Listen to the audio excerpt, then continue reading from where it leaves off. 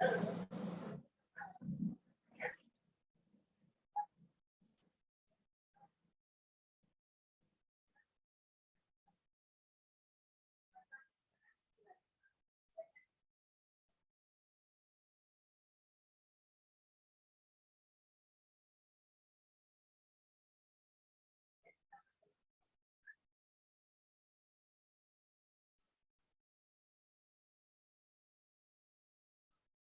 misalkan di atas.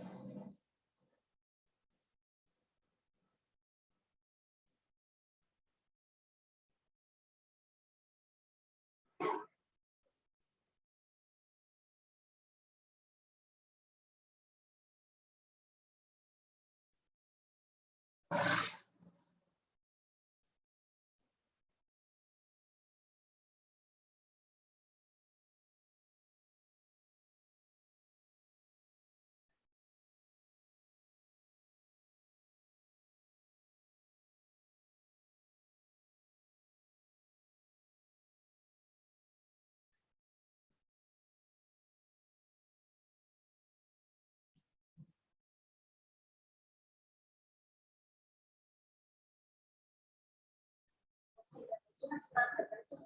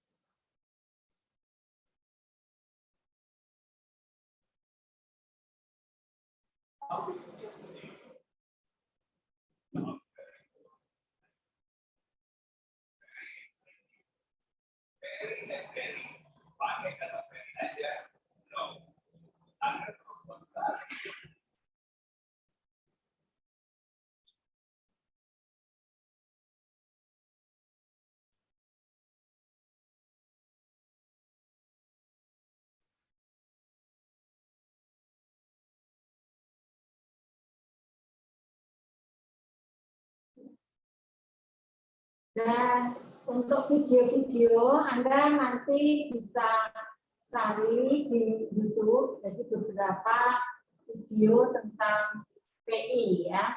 Nah, kemarin sebenarnya saya sudah menyampaikan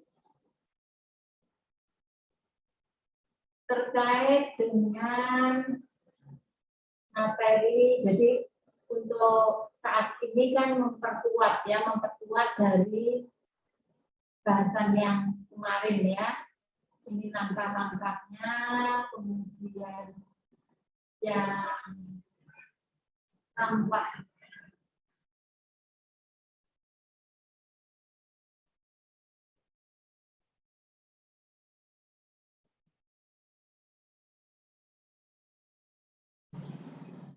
saya ulang sedikit, mengingatkan kembali yang kemarin ya. Jadi kita sudah berbicara tentang kemarin pemrosesan alat. Sudah kelihatan belum? Sudah, Ibu. Sampun, Ibu. Ya, pemrosesan alat termasuk Anda harus pahami ini dari masing-masing ya. Masing-masing ke klasifikasi alat tingkatnya bagaimana, tinggi sedang sama rendah tadi. Kemudian nah ini dari alat-alat yang habis digunakan. Kalau sekarang kan hanya sebatas melihat beberapa alatnya, tetapi besok ada saat ya mungkin di rumah masing-masing Anda juga bisa berlatih. Jadi pembersihan alat itu sebelum masuk ke dibersihkan itu didekontaminasi, jadi direndam ke dalam larutan klorin ya, termasuk nanti kita lihat akan dihancurkan di insinerator sesuai dengan pertanyaan siapa tadi, kalau bukan hanya yang COVID saja ya, tapi bahan-bahan sampah yang tidak terpakai dan membahayakan itu akan dihancurkan ya. Yang sebelumnya yang mungkin tidak begitu tingkat toksigennya adalah tidak begitu besar, maka direndam ke dalam larutan klorin dulu untuk direuse atau digunakan kembali ya.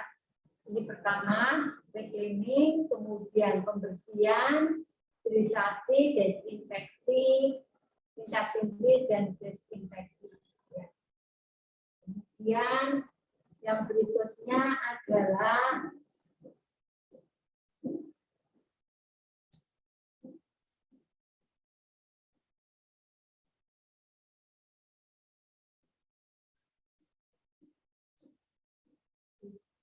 apa namanya?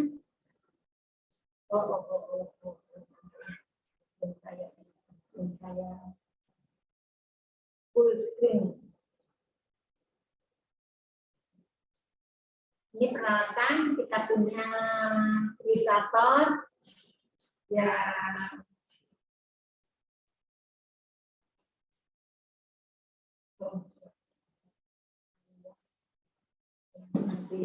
Kemudian jenis ini kita punya ya, nanti setelah ini kita lihat dulu, kemudian saya masuk ke sampah. Nah, tadi kelompok 1 itu tugasnya apa ya, kelompok 1 ya? Halo? Kelompok 3 tugasnya apa ya? Halo?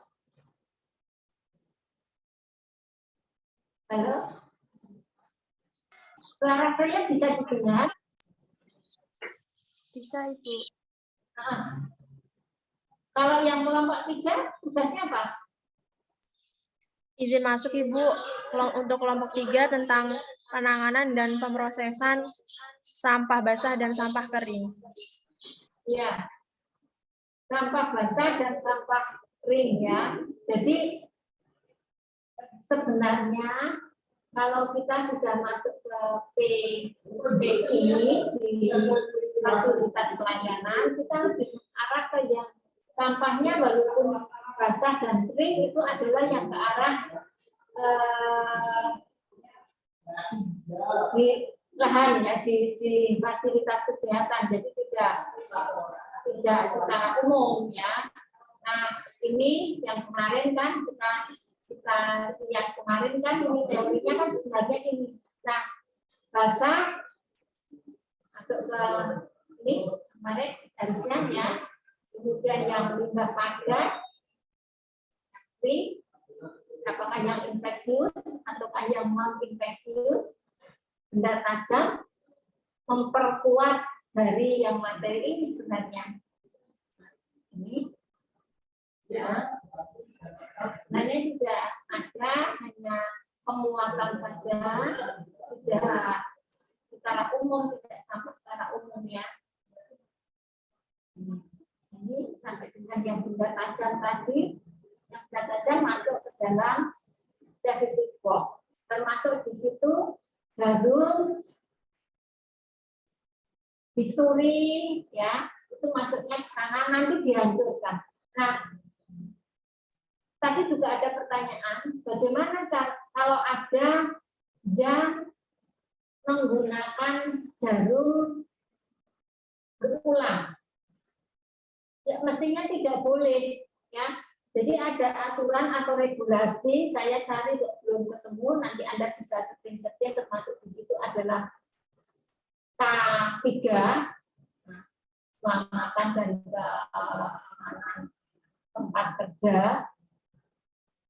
Kalau dulu jarum, sepet, botol, alat-alat yang tidak terpakai sampah tadi di rumah sakit dijual, dirosokkan. Tapi kalau saat ini tidak boleh, jadi semua harus dihancurkan. Di situ tertulis adalah single use, sekali pakai. Jadi mestinya juga tidak boleh digunakan untuk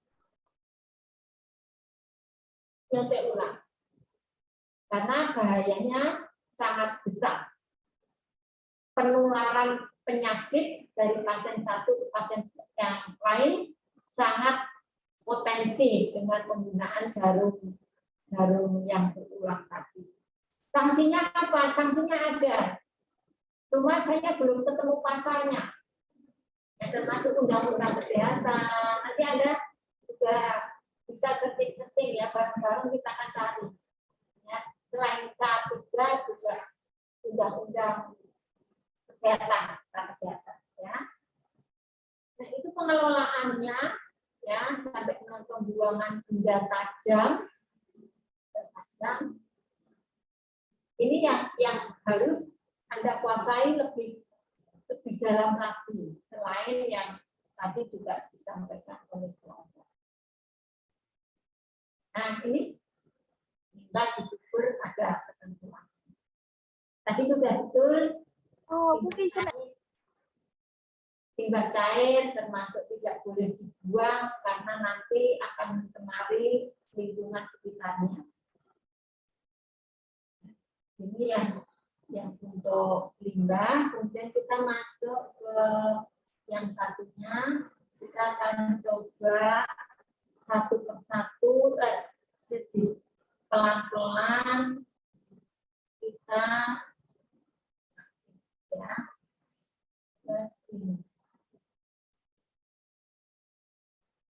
Yang pertama adalah pemrosesan alat bekas pakai, itu adalah nanti di dalam kontrak belajar sama yang di RPS ya, di RPS-nya disampaikan ke Anda juga enggak ya, dia itu saya lupa, dia itu ya. Kita nanti juga akan termasuk membuat larutan klorin 0,5%. Jadi alat-alat yang habis dipakai itu direndam ke dalam larutan klorin 0,5% selama 10 menit. Dengan adanya perendaman ke dalam larutan klorin ini, kuman-kuman akan sebagian besar mati. Sehingga setelah mati kumannya baru dicuci dan dibilas. Terus yang sampah tadi bagaimana, misalnya darah, sekutu, kemudian sekutu tahu nggak? Riak, ya, riak termasuk ingus. Kalau yang COVID sekarang, kalau misalnya itu kebidanan ya darah-darah, air ketuban, ya, itu langsung sebagai sampah infeksius yang juga dikelola secara baik, ya, jadi dikontaminasi, kemudian nanti dihancurkan, yang di slide yang satunya tadi di incinerator,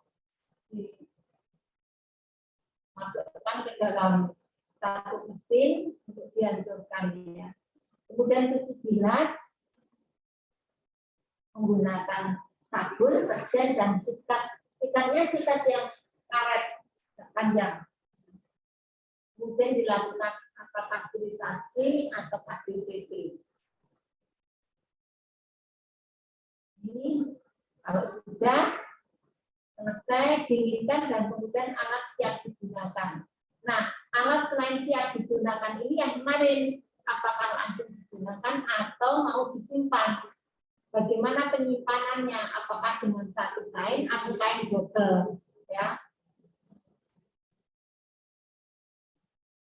Ini yang mestinya nanti Anda praktek di rumah boleh dengan alat-alat seadanya.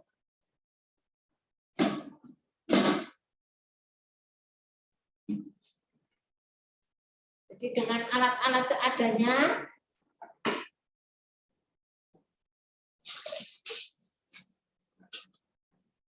pakai embernya adalah ember plastik, ya.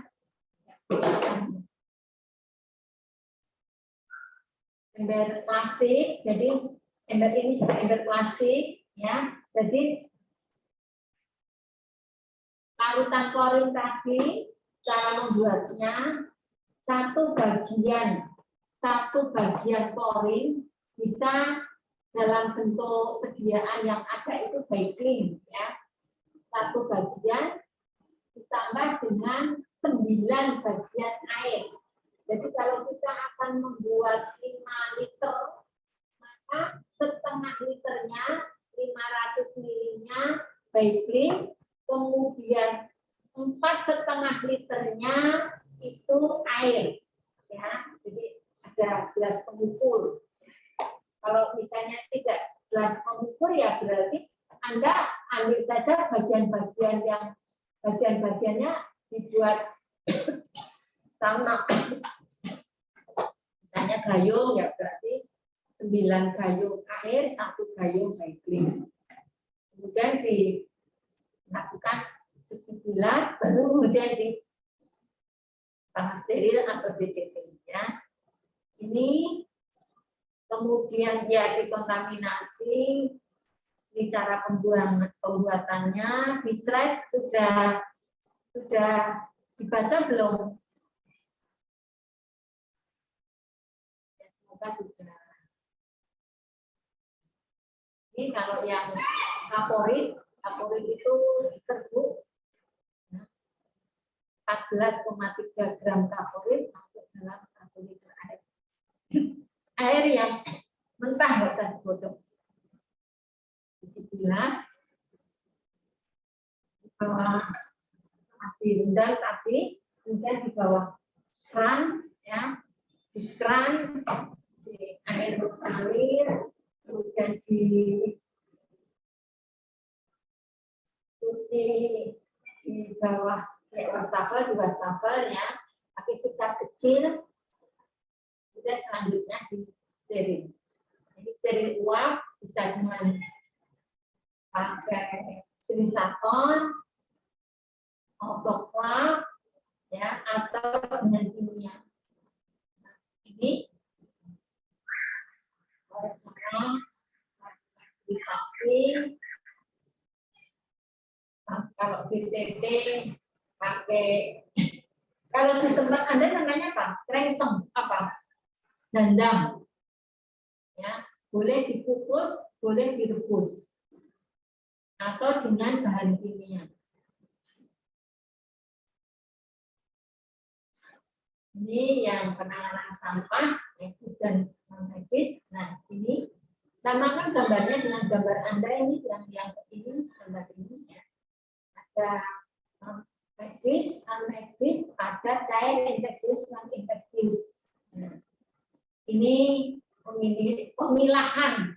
Jadi limbah tadi dipilah-pilah, dipilih. Yang benda tajam masukkan septic box. Kalau nggak ada septic box, botol. Ya. Botol yang nanti tertutup. Tapi kalau di rumah sakit ya, ini jerigen yang tidak terpakai, ya. Jadi boleh, tapi yang penting adalah benda tajam tadi masuk, tidak dituakan lagi, kemudian nanti dimasukkan ini pihak ketiga, insinerator, ya, dihancurkan. Termasuk limbah-limbah tadi, limbah-limbah apa? Limbah-limbah COVID, ya, itu semuanya dimasukkan ke dalam wadah tertutup tadi, plastik tadi ya, plastik tertutup, ada tulisan infeksius, kemudian nanti masuk ke pihak ketiga. Kalau rumah sakit harus, jadi ketentuannya pendirian rumah sakit itu harus punya untuk pengelolaan limbah. Kemudian yang benda medis non tajam, ya, ini juga sama. Ini yang tajam, ini yang non tajam, masuk darah, pasa, bisa dipakai, ya. Kemudian tadi misalnya darah, air ketuban, itu harus dikelola sebagai sampah-sampah yang infeksius, ya. Kemudian kalau yang non medis, kertas, ya mungkin sampah-sampah makanan. Ini dimasukkan ke TPA. Tapi kalau sisa makanan, barang-barang yang harus dipakai oleh pasien yang infeksius, seperti misalnya dari ruang isolasi, maka ya harus masuknya ke sini, tidak ke sini. Nah, ada bahan-bahan yang bisa dipakai untuk reuse atau bisa digunakan kembali. Ada, tetapi kalau saat ini dengan kondisi yang kemarin kita bisa bahas tentang kewaspadaan universal tadi, maka botol, ya, botol plastik infus itu lebih-lebih yang bekas-bekas yang dipakai ini ya harus dibuang ke sini, dihancurkan. Tapi kalau dalam keadaan tidak pandemi atau tidak ini botol-botol yang mana yang boleh digunakan ulang, botol-botol mana yang tidak. Sekarang hampir sebagian besar tidak diperjualbelikan sebagai benda rosok lagi, semuanya dihancurkan. Misalnya tempat infus, botol-botol infus itu plastik. Tapi sekarang infus itu ada yang hanya kantong plastik supaya tidak digunakan lagi. Nah, ini tadi yang harus saya tambahkan dari yang kelompok tadi. Nah, limbah medis tadi kalau membuang itu harus ada label-labelnya, ya. Radioaktif, merah, berbahaya. Kemudian yang sangat infeksius, kuning. Kantong plastik kuat anti bocor atau kontainer yang dapat disterilkan dengan autoclave. Kemudian infeksius patologi dan anatomi ya kuning namanya. Kemudian sitoksis ungu. Sitoksis itu termasuk yang meracuni ya, bisa membuat meracuni lingkungan sekitarnya. Kemudian limbah kimia dan farmasi ini coklat, atau plastik atau konten. Ya. Jadi kalau membuang sampah tadi dari tempat fasilitas pelayanan kesehatan, maka harus ada labelnya, ya. Kemudian harus ada pemilahan. Ini dipilah apakah ini bisa direuse atau harus dibuang ke TPA atau harus dikelola sebagai sampah yang bisa menularkan ke insenerator, ya, insenerator namanya. Ya. Ini rumah pengelola limbah khusus untuk fasilitas pelayanan kesehatan dengan COVID yang saat ini. Ya. Saluran tertutup, siluran, karena pemeriksaan akhir, kemudian kalau yang berbahaya, bahan berbahaya, pengangkutan, pengolahan, semuanya tertutup, ya. Nah, itu yang kira-kira untuk penambahan saya, termasuk apakah tadi pertanyaannya lebih baik mana dengan mengelola sampah dan mengurangi atau membatasi sampah, ya. Pertanyaan yang bagus yang menjadi pemikiran kita bahwa kita harus bisa melakukan atau mengurangi sampah. Karena kalau tidak mengurangi sampah, maka dunia akan penuh dengan sampah. Saya yakin di beberapa tempat di wilayah Anda, tempat penimbunan pengumpulan sampah akhir itu saja semakin menggunung ya. Lebih-lebih ini di rumah sakit. Nah, besok kalau Anda mulai masuk ke Spilek di Gapura, itu saja juga. Jadi kalau mau contoh misalnya mau merawat luka, ganti balut, maka kapas, kasa juga harus jangan banyak-banyak dibatasi supaya apa? Tidak banyak terbuang. Pertama, banyak terbuang adalah pemborosan, yang kedua adalah mengurangi sampah tadi. Jadi itu yang untuk penambahan saya cukup ya. Jadi nanti ada lagi yang belum terjawab. Jadi yang tadi undang-undang kita cari bersama-sama regulasinya. Coba Anda nanti juga baca secara ini pada regulasi tentang K4, kemudian tentang undang-undang tentang kesehatan, dan juga beberapa ya. Karena kalau tidak dibatasi, misalnya apakah ada sanksi kalau petugas kesehatan tadi mengabaikan tentang PPI? Ya, ada sanksi pasti, karena ini akan membahayakan baik itu dirinya sendiri, orang lain, ya, apalagi terhadap pasien. Jadi undang-undang pidana saja secara umum, barang siapa menghilangkan nyawa seseorang itu bisa kena pidana. Tidak sengaja saja kena pidana. Apalagi dengan sengaja. Nanti terbukti disuntik pakai jarum yang berulang, ternyata pasiennya menjadi infeksi, meninggal, maka petugas tadi akan terkena sanksi juga. Ya, gitu. Nanti secara detail peraturannya PR kita semuanya bareng-bareng kita cari. Ya. Ada pertanyaan sampai di sini atau pertanyaan yang tadi ada yang perlu ditambahkan untuk diulas?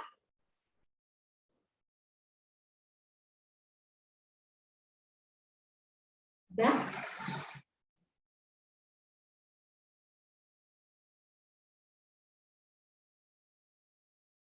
Halo? Halo? Sudah, Ibu. Ya. Sudah? Ada? Ada apa tidak? Ini yang meng-mood dan unmood itu admin atau masing-masing bisa? Bisa, Ibu. Kalau masing-masing bisa, kenapa saya ngomong tanya saja Anda tidak mau menjawab? Apalagi mahasiswa saya ada yang kucing ini ya Allah. Kemarin sudah saya ingatkan sama kontrak awal sudah belum disampaikan. Kalau Anda misalnya seperti Andi tadi, itu karena nggak tahu karena apa, off cam ya. Tapi ternyata hari ini saya melihat yang off cam tidak hanya Andi saja, ada yang kucingnya aja nggak hanya cuma satu. Kemarin di Bu ini sudah disampaikan belum ketentuan untuk Anda kuliah? Kalau terpaksa Anda off cam karena sinyal, ya kan? Berarti Anda masang gambar pun nggak bisa. Karena posisinya sama. Anda kan berarti tidak off cam. Kalau masang gambar itu kan Anda tidak off cam posisinya. Hanya ditutup saja itu kameranya. Betul nggak? Iya, Ibu. Iya, jadi tolong kalau kuliah, jangan yang disuruh kuliah kucingnya, kireknya. Kirek tahu kirek? Tahu, Ibu. Iya, jangan mentaknya, burungnya, jangan ya. Yang pintar biar Anda. Ya. Itu ya. Ya, baik. Kalau gitu kita akan coba. Semoga kelihatan. Saya akan mempraktekkan beberapa yang menunjukkannya. Yang pertama adalah yang ini tadi. Yang ini tadi kita akan coba membuat larutan klorin ya. Untuk membuat larutan klorin itu semua alat-alat yang kita gunakan adalah plastik karena kalau logam atau stainless itu akan sifatnya adalah korosif, jadi bisa mengikis alat tadi ya. Jadi yang tadi yang pertama pakainya gimana kalau kita akan membuat larutan klorin dengan bahan cair yang konsentratnya 5,25, contohnya Baiklin, misalnya 1 liter, berarti bagaimana? Airnya 9 kalinya, Ibu. 9 liter. 9 liter. 9 bagian Air, Ibu. Baiklin. ya. Jadi kalau kita mau membuat 1 liter larutan klorin atau larutan apa? Ya, klorin 0,5%, berarti airnya berapa? 9 keyung, Ibu. 900 mili, Ibu. Ya, 900 mili ya. Kan tadi kalau Anda misalnya tidak punya alat ukur, jadi perbandingan. Tetapi kalau pertanyaan saya, Anda mau membuat sudah 1 liter, 2 liter, atau 5 liter, maka ya airnya 9 bagian itu berarti 900 ya. Baiklinnya 100 ya. Jadi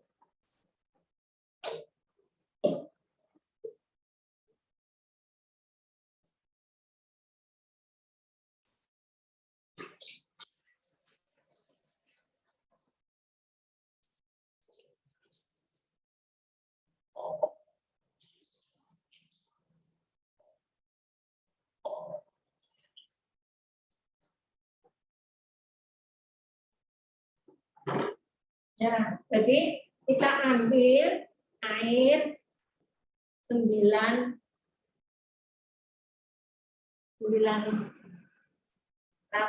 ya dalam tempat yang rata. Ini 900. Kemudian untuk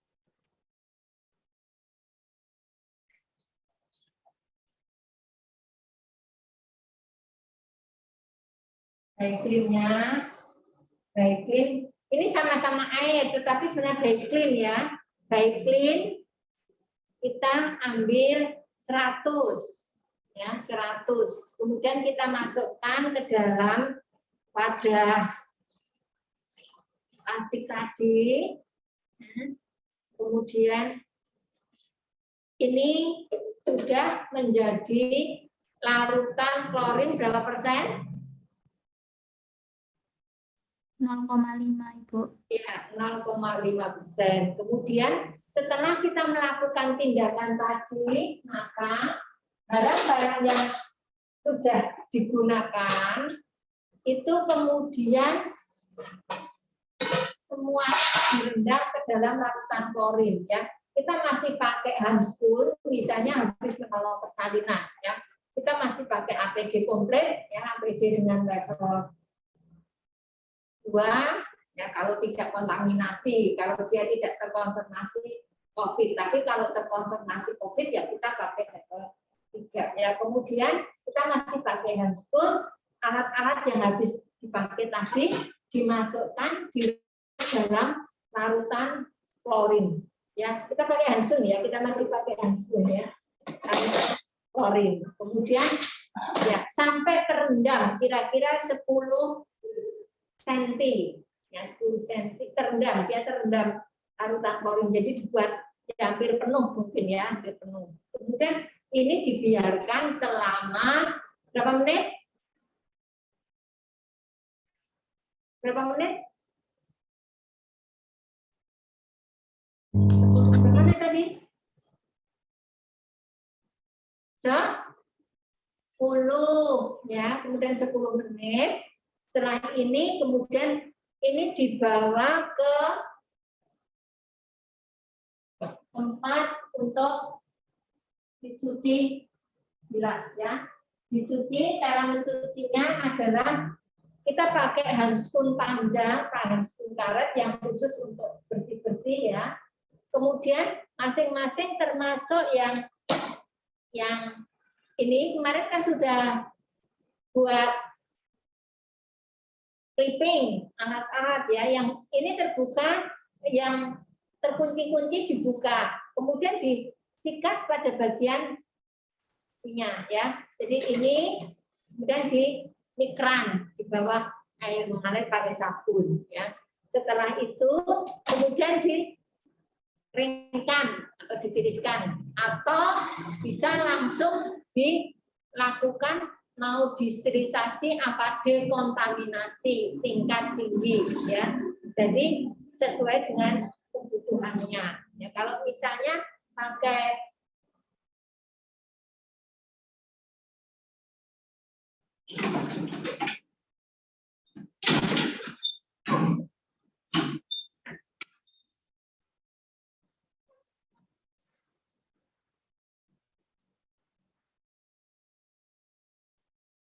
ya, ini dikasih ini seperti hampir seperti dandang, tetapi lebih ada ukurannya ya, ada kepanasannya. Ya. Ini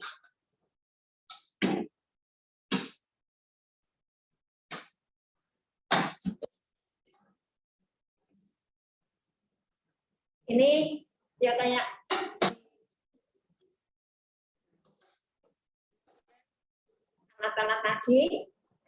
alat-alat tadi dimasukkan ke dalam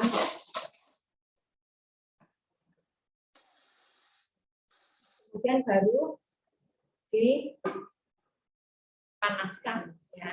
Jadi memasukkan, kemudian menghitungnya kalau DTT itu 20 menit setelah mendidih. Sama dengan kalau misalnya didang atau direbus pakai panci, itu DTT ya, DTT. Jadi 20 menit setelah air mendidih kemudian baru di timer 20 menit ya. Atau dengan zat kimia ya, zat kimia tertentu. Nah, misalnya contoh misalnya yang larutan klorin tadi bisa juga untuk DTT. Waktunya lebih lama, yaitu 20 menit ya. kemudian setelah itu kalau yang pakai larutan klorin ataukah pakai zat-zat tertentu yang dimungkinkan ini juga toksik, maka dibilas dulu dengan air DTT. Apa itu air DTT? Air biasa yang direbus kemudian mendidih selama 20 menit. Ya. Nah, setelah dingin ini supaya alat tadi kan kalau direndam ke dalam larutan klorin kan lama-lama akan aus rusak ya, rusak. Maka direndam, dicuci dulu dengan air DTT tadi ya. Kemudian yang berikutnya besok kalau Anda ke sini ya, bisa untuk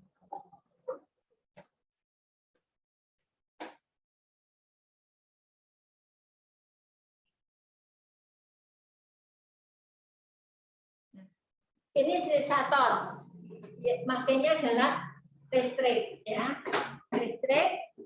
Kemudian sesuai dengan kebutuhannya, ya. Ini ada pengaturnya, ada powernya, ada alat-alat dipisah yang tajam, yang mana tajam disendirikan dengan alat-alat yang lain, ya. Jadi ada susun.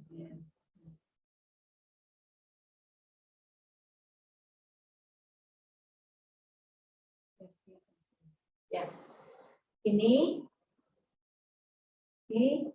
Kemudian untuk alat-alat yang tajam itu dibungkus dengan kasa, ya. Jadi kalau gunting itu dibungkus dengan kasa. Itu untuk yang pemrosesan alat. Semoga ada gambaran. Nanti lebih detail Anda bisa membacanya dan sebagai gambaran saja.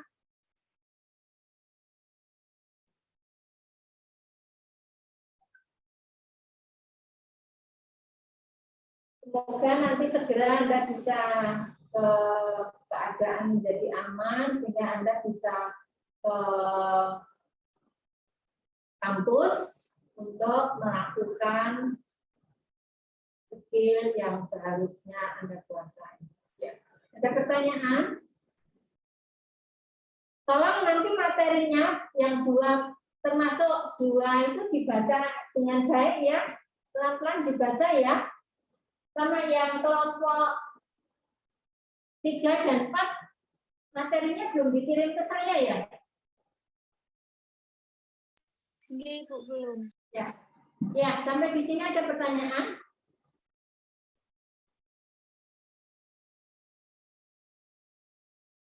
Belum ada, Ibu. Kalau belum ada, untuk Anda coba, karena kan kenapa waktunya panjang? Karena mestinya kalau praktek itu kan lanjut praktek ini ya. Nah, coba sekarang Anda pakai ini saja ya, yang sederhana saja. Kita pakai, saya belum share screen.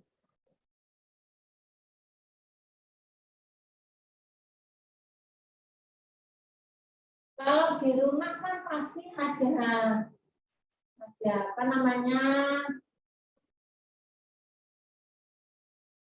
alat-alat yang sederhana pasti ada. Anda perkirakan melakukan pemrosesan alat bekas pakai. Ya. Jadi pakainya apa? Pakainya kalau panci plastik Anda punya enggak? Ember-ember kecil plastik itu. Kalau enggak kecil ya adanya bisa pasti punya ya. Kalau yang di masyarakat itu di mana-mana kan biasanya kayak tompo. Kalau tompo kan bolong-bolong itu ya. Kalau yang ini manci tapi yang plastik, punya nggak? Anda punya nggak? Siapa yang nggak punya? Saya nggak punya.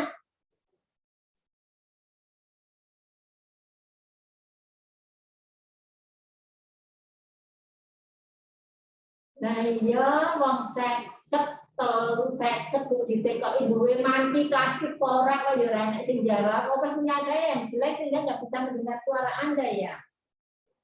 Kok kebangetan banget ya? Izin masuk, Ibu. Ya. Untuk si plastiknya bisa digantiin pakai baskom plastik, bukan Ibu? Lah iya baskom plastik, gayung, ember-ember plastik. Masa dari sekian nggak ada yang bisa jawab?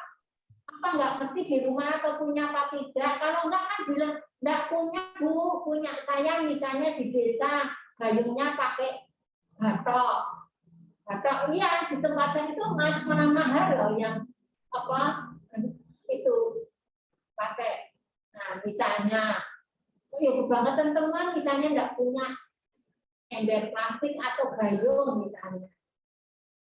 Loh, jawab saja. Ya Bu, ada di tempat saya. Ngono kok ya rene sing jawab itu loh ya Allah Gusti, coba bayangkan. Piye aku tuh piye gitu loh.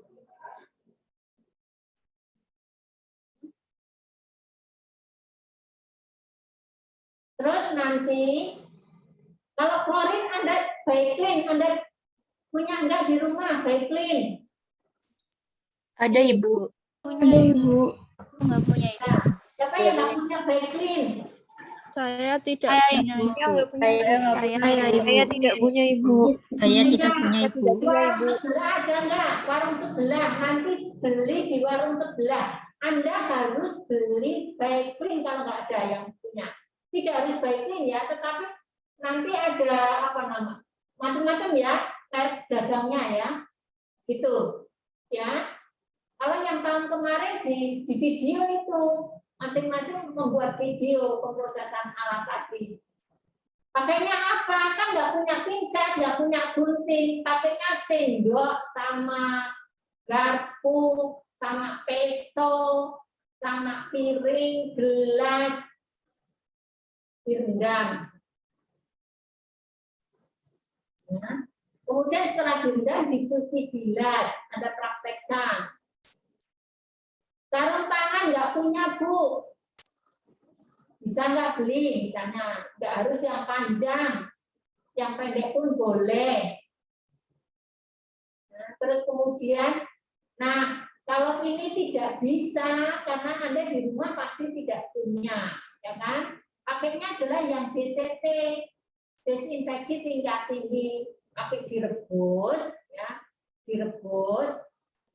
Nah, yang ini itu bisa dengan kimia, itu bisa larutan klorin juga, ya, salah satunya.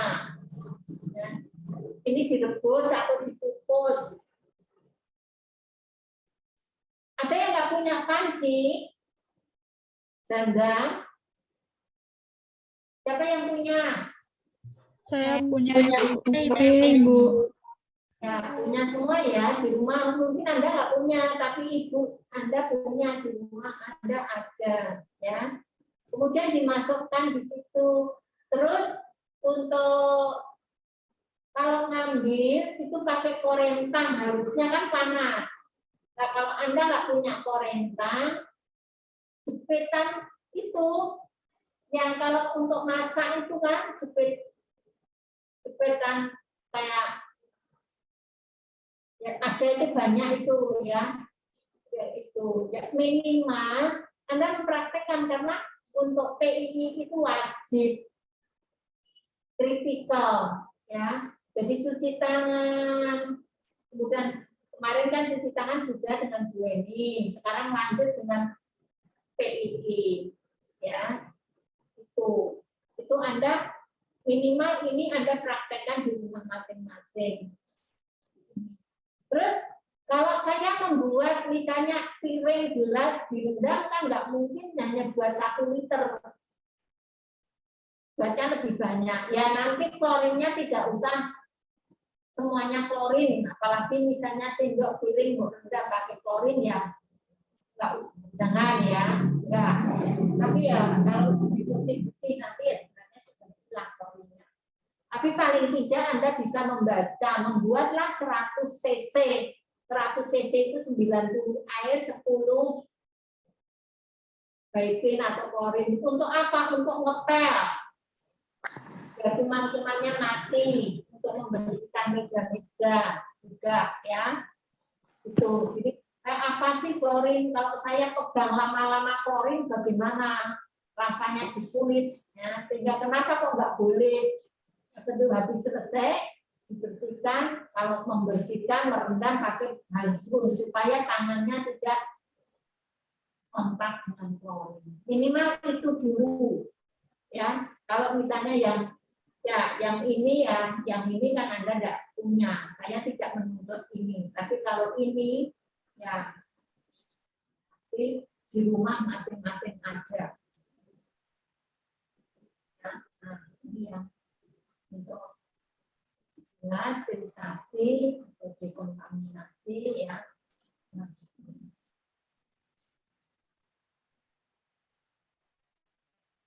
ya, yang tadi.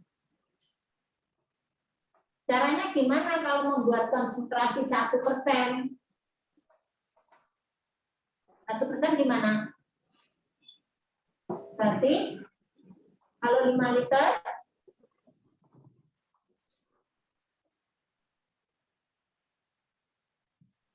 ya sudahlah. Di setengah liter Baiklin, 4,5 liter air. Kalau setengah liter Baiklin dengan 4,5 liter itu berapa persen? 0,5.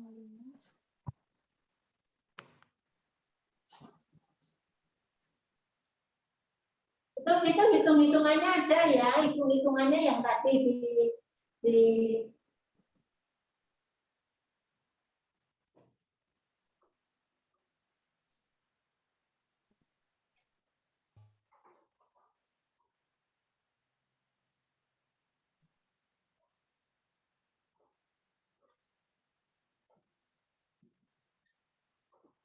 Nah, ini loh. Nanti dilihat Baiklin yang Anda beli itu ada tulisan ini apa tidak.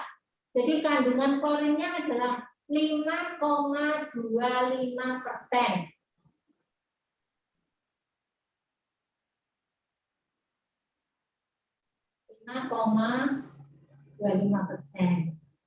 Maka untuk membuat 0,5 tadi, ya, itu 1 bagian Baiklin dengan konsentrasi 5,25% ditambah dengan 9 ammonium. Itu kalau setengah. Kalau 1% ya berarti 2. Itu kira-kira silakan Anda mencoba untuk mempraktekkan. Ada pertanyaan? Jumlah mahasiswa ada berapa toh? 53, Ibu.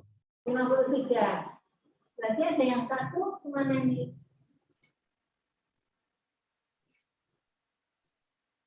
Ada yang juga. Kalau itu, kalau tidak ada pertanyaan cukup, tidak ada pertanyaan. Izin bertanya, Ibu. Ya, silakan, Safira.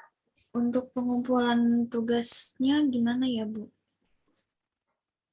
Di Heri sudah ada belum? Belum ada? Kalau belum ada, nanti saya buatkan di Heri.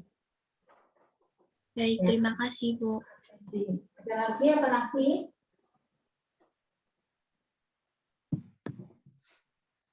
Bisa di kontrak belajar itu loh, setiap kali kegiatan kan Anda membuat resume ya toh, searching literatur, membuat resume gitu.